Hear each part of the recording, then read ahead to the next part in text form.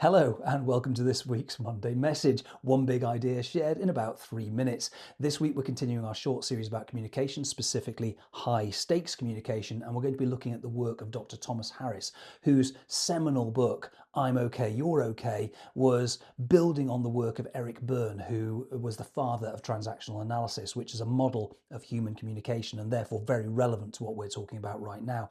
I'm okay, you're okay is a deceptively simple idea, but here what we're looking at is really psychological and emotional safety. How does each participant in the communication, in the interaction, actually feel in that moment? And how is that affecting the way that they show up?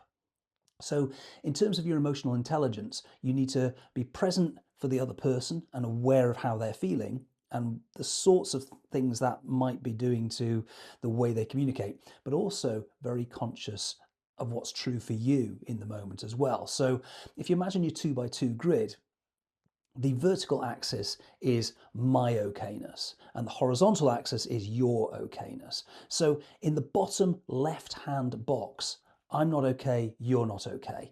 In that circumstance, neither of us is feeling particularly good, but we have equilibrium, we have parity. Both of us is feeling bad. Now, if you can name that in the moment and you can actually lean into it and use that as a basis for the fact that we're both feeling pretty crappy here, shall we talk about it?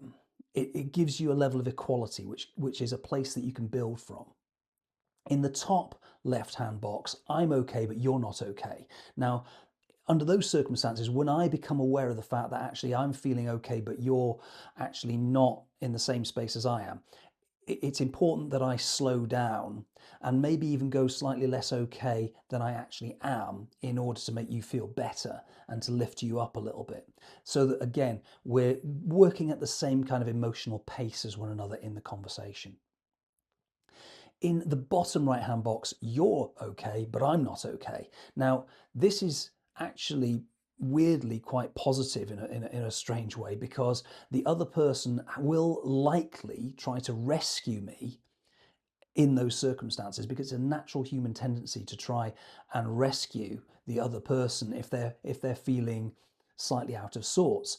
And so that's actually a positive place, providing you lean into it and the other person picks up on your emotional cues.